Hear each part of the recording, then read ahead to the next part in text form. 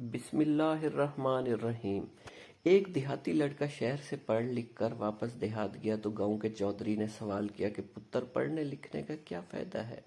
लड़का: चौधरी साहब, पढ़ने लिखने से लॉजिक्स क्लियर हो जाती हैं। चौधरी साहब, ये लॉजिक्स क्या होती हैं? लड़का: लॉजिक्स मंतक को कहते हैं।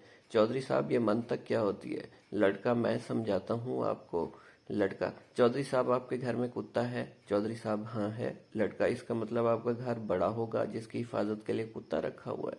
चौधरी साहब: हाँ, घर तो बड़ा है। लड़का: फिर आपके यहाँ नौकर चाकर भी काफी होंगे बड़े घर की देखभाल के लिए? चौधरी साहब: हाँ जी, नौकर भी काफी हैं। लड़का: इसका मतलब आपकी आमदनी भी अच्छी खासी होगी नौकरों की तनख्वाह की अदायगी के लिए? चौधरी साहब: हाँ जी, आमदनी भी अच्छी खासी है।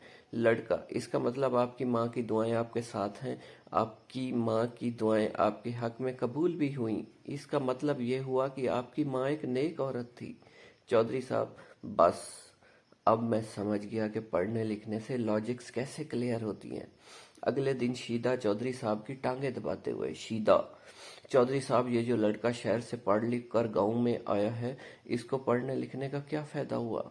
चौधरी साहब: शीदे, पढ़ने लिखने से लॉजिक्स क्लियर होती हैं। शीदा: चौधरी साहब, ये लॉजिक्स क्या होती हैं? चौधरी साहब: लॉजिक्स मंतक को कहते हैं। शीदा: ये मंतक क्या होती हैं? चौधरी साहब: मैं समझाता हूँ तुमको। चौधरी साहब: तुम्हारे घर में कुत्ता है? शीदा: नहीं चौधरी साहब, मेरे घर में कुत्ता नहीं है। चौधरी साहब: इसका मतलब है तुम्हारी माँ कोई नेक औरत नहीं थी। व्यूवर्स, आपको स्टोरी कैसी लगी? स्टोरी अच्छी लगी हो तो चैनल को सब्सक्राइब कर दें।